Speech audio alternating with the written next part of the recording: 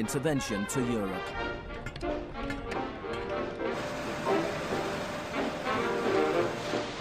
His principles were widely accepted, but not in the economics department of the University of Chicago. Milton Friedman from this university waged a war against the New Deal. Friedman was a member of a group called the Mont Pelerin Society, led by the Austrian economist Friedrich von Hayek. They believed that if governments stopped providing services and stopped regulating markets, the economy would correct itself. In the 50s, they were seen as cranks, but over the last 30 years, their ideas have become the dominant economic doctrine. The thesis of the shock doctrine is that we've been sold a fairy tale about how these radical policies have swept the globe. That they haven't swept the globe on the backs of freedom and democracy, but they have needed shocks, they have needed crises, they have needed states of emergencies. Milton Friedman understood the utility of crisis. Only a crisis, actual or perceived, produces real change. When that crisis occurs, the actions that are taken depend on the ideas that are lying around.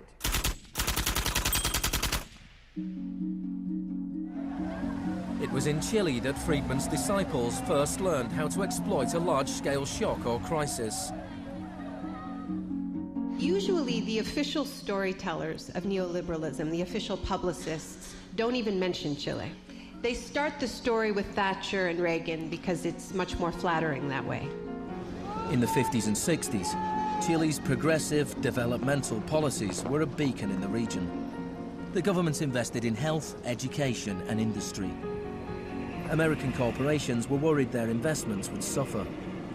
In response, the US State Department began sponsoring students from Chile and the rest of South America to study free market economics with Milton Friedman.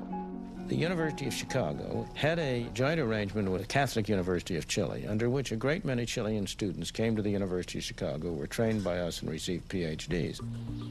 These students went back and taught in Chile.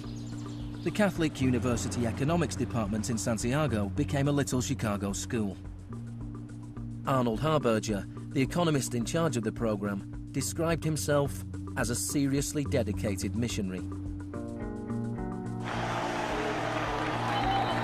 In 1970, Salvador Allende's Popular Unity government won the election on a platform of nationalization of large sectors of the economy. Chile's phone company was majority owned by the US corporation ITT. It spearheaded attempts to stop Allende becoming president. It had the support of Richard Nixon in the White House.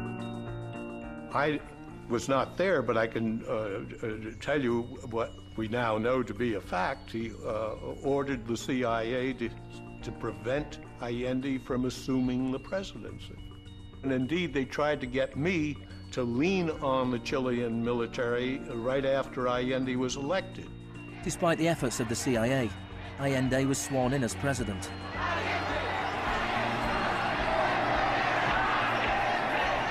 Richard Nixon ordered the CIA director to make the economy scream.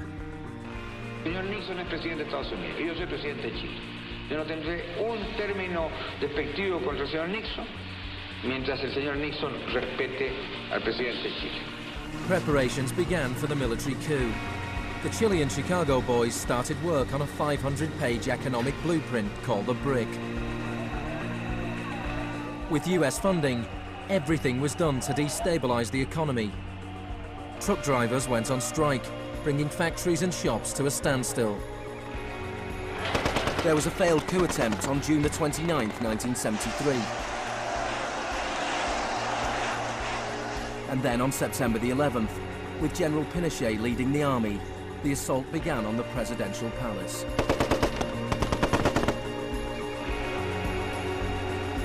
Chile had enjoyed 41 years of uninterrupted, peaceful democratic rule.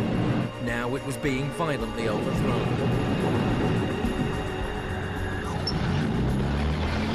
Pinochet and his supporters described the coup as a war. It was certainly designed to look like one. It was a Chilean precursor to shock and awe.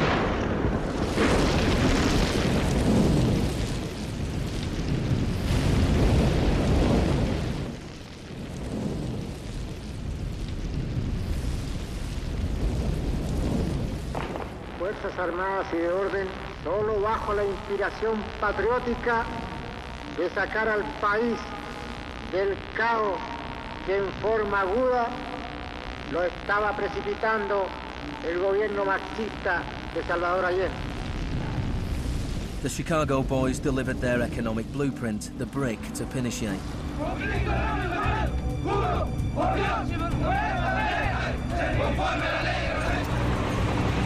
In the days that followed, more than 13,000 opponents were arrested and imprisoned.